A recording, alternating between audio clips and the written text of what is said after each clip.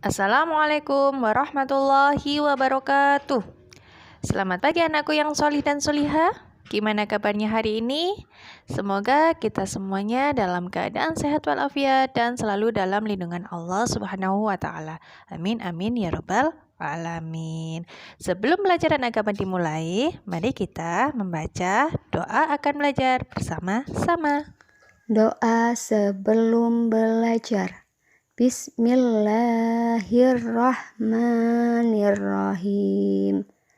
Raditu billahi robba wa bil islami dina wa bi muhammadin nabiyya wa rasula. Rabbi sidni ilma warzuqni fahma. Untuk materi hari ini, kita akan belajar membaca, menulis, dan menghafal surat An-Nasr, serta isi pesan dari surat An-Nasr. Sebelum kita belajar tentang isi pesan dari surat An-Nasr, kita membaca secara bersama-sama ya surat An-Nasr. Ayo anakku yang solih dan solihah, dibaca bersama-sama. A'udzu billahi minasyaitonir rajim. Bismillahirrahmanirrahim. Idza jaa nasrullahi wal fath wa ra'aitan nasa yadkhuluna fi dinillahi afwaja fasabbih bihamdi rabbika wastaghfir innahu kana tawwaba. Shadaqallahul azim. Nah, itu adalah bacaan dari surat An-Nasr. Dari surat An-Nasr. Aku berlindung kepada Allah dari godaan setan yang terkutuk dengan menyebut nama Allah yang Maha Pengasih, Maha Penyayang. Ayat yang pertama. Apabila telah datang pertolongan Allah dan kemenangan. Ayat kedua. Dan engkau melihat manusia berbondong-bondong masuk agama Allah. Ayat yang ketiga, maka bertasbihlah dengan memuji Tuhanmu dan memohonlah ampun kepadanya. Sungguh Dia Maha Penerima Taubat. Kata An-Nasr diambil dari ayat yang pertama, yang artinya adalah pertolongan. Surat An-Nasr di dalam Al-Quran terdapat di urutan yang ke-110. Surat An-Nasr terdiri dari 3 ayat. Surat An-Nasr diturunkan di kota Madinah.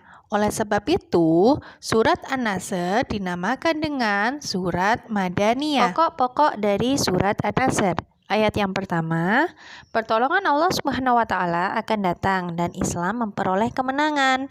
Hal ini menceritakan tentang pertolongan Allah Subhanahu wa taala kepada Nabi Muhammad SAW dan pasukannya dalam menaklukkan kota Mekah.